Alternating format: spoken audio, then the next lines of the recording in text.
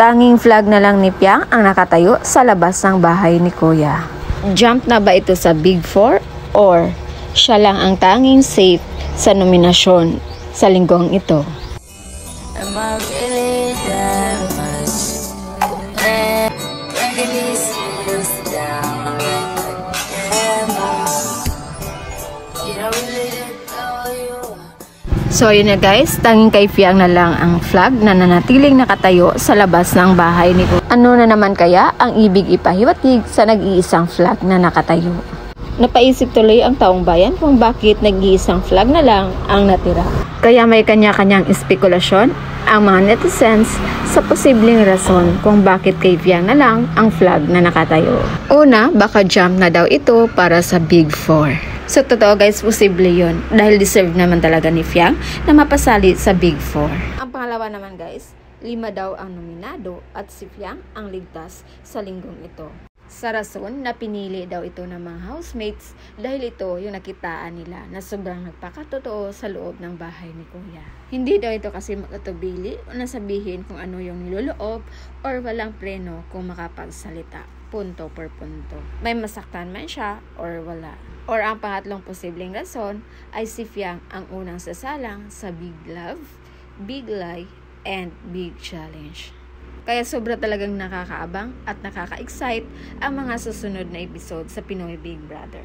Pero ito disclaimer lang guys, para kahit paano malinawan yung ating mga viewers. Kung natandaan nyo guys, or kung maalala nyo na sinabi ni Kuya na mapapatayo lamang ang kanilang flag kung magpapakatotoo sila at may malaking ambag sa loob ng bahay. At kung iisipin natin yung sinabi na yon, isa naman talaga si Piang sa nagpapakatotoo at isa rin siya sa may malaking ambag sa loob ng bahay sa mga kapwa niya housemates. Sabi nga nila, si Piang maldita with a heart. At kunting pa-update na lang guys sa naging tapatan ng mga housemates at ng house challenger sa kanilang open forum. Nag-slay sina Kai, Kulit at Piang. Kahit sabihin nating nakahanda ang house challenger sa mga issue na kanilang tinalakay.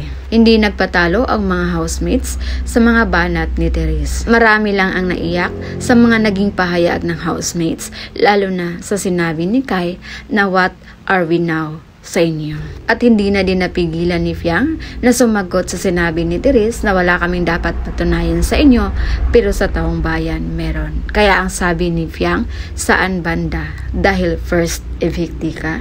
Alam niyo ba guys kung bakit parang si Therese lang yung sumasagot sa mga housemates?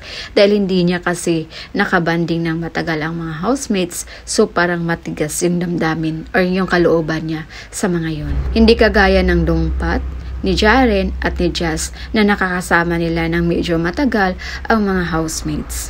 And congratulations in advance kay Therese dahil nakitaan siya ng potensyal na pwede niyang maging role bilang isang kontrabida kung sakali mang may mga opportunities na dumating.